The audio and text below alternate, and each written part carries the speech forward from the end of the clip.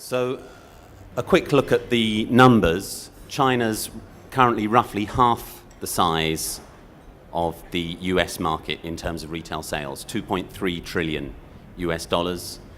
At current growth rates, China should overtake the US in the next 4 to 5 years. And over the next 3 years, by the end of 2013, there's very, very strong growth in supply.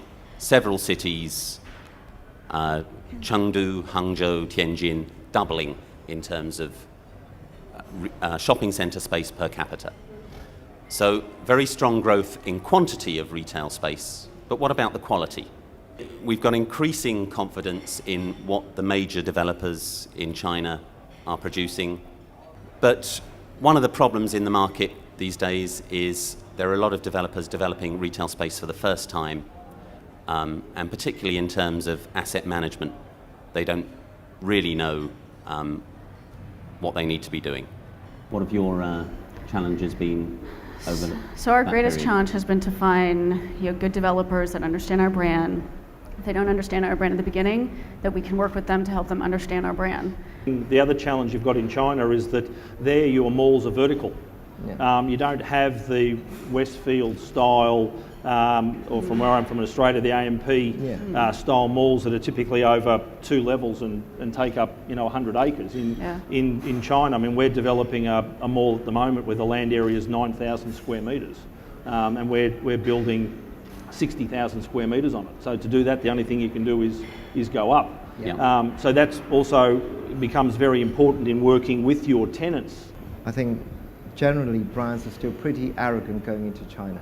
They think the model that works in the home country actually works in China. It doesn't necessarily work out. And we've certainly gone through a phase where we've adjusted little things that had huge impact. How many landlords do you think in China at the moment think more about the guests first when they're building a shopping mall, when they're looking at the mixes? What do the guests want? What kind of guests are they trying to attract? Rather than actually say, I'm going to have a Gucci, I'm going to have this, because actually that's what I should have. The global head of Coach, the Coach brand, was speaking, and he said that we've seen quite something we didn't expect to happen, and that is in establishing the Coach brand in China, comparatively speaking, they built the best stores here. And because a lot of the Chinese people are now travelling, the feedback they got is that the Chinese were very, very upset with the quality of the Coach stores in the US and Europe relative to what they were finding in China. So that was a very interesting feedback.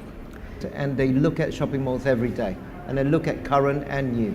And what they do is try and work out from, it'll be linking from where people's behavior works right now, so in terms of how they would drive in, if it's a drive-in shopping mall, to metros, who's going to use the line.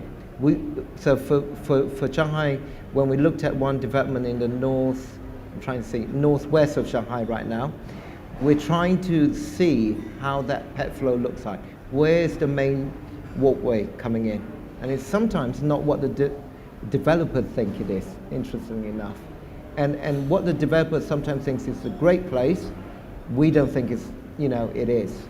At the moment, cash flow is king, and I think whilst we see these austerity measures in place, which are probably going to leave their imprint on the market, irrespective of what happens next year, for a number of years to come, I'd be surprised if the maturity of the retail sector was not retarded by virtue of the fact that people are going to be doing things to store cash in the expectation of another set of austerity measures in 3 or 4 years' time.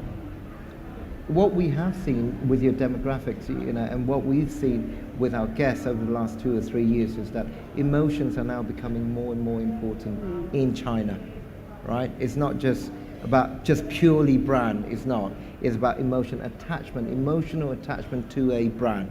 And if everybody knows the Maslow, triangle, China moving up, the Chinese population is moving up there. And so they're going to be thinking around, what does this brand mean to me?